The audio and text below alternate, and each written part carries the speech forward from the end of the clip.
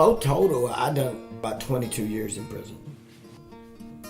But that doesn't describe the experience. What describes my experience more profoundly is the fact that I did about 7 years of it in the hole. A lot of time for self-reflection. This last time I got out of prison was it for me. I had missed over 22 Christmases, 21 Thanksgivings, and 23 New Years. And everybody says, what changed you? Because I'm coming up on 6 years free.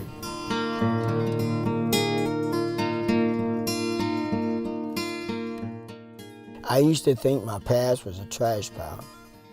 I know now that it's a treasure chest full of different jewels that I need today to help me help other folk.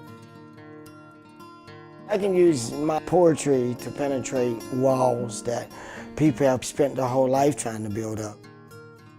Every time I've been brave enough to share my gift, somebody's life has been changed.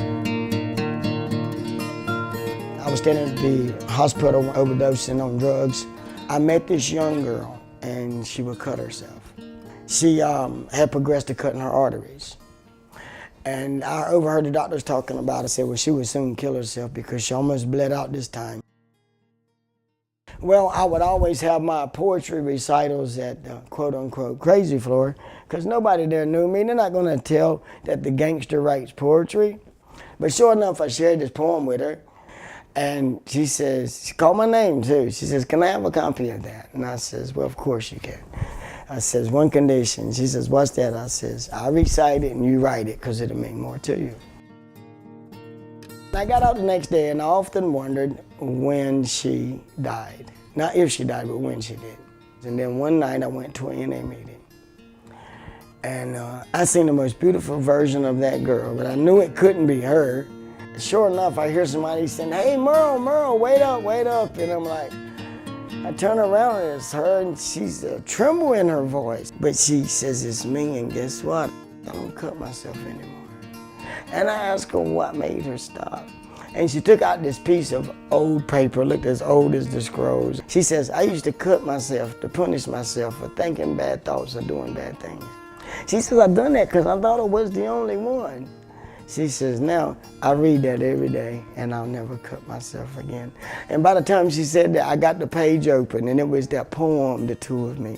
And right then I was convicted, said that you cannot keep this gift to yourself anymore.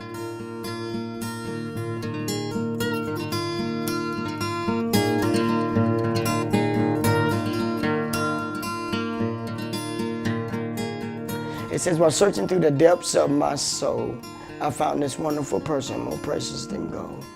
But this person I found just couldn't be me because when I look in the mirror, that's not who I see.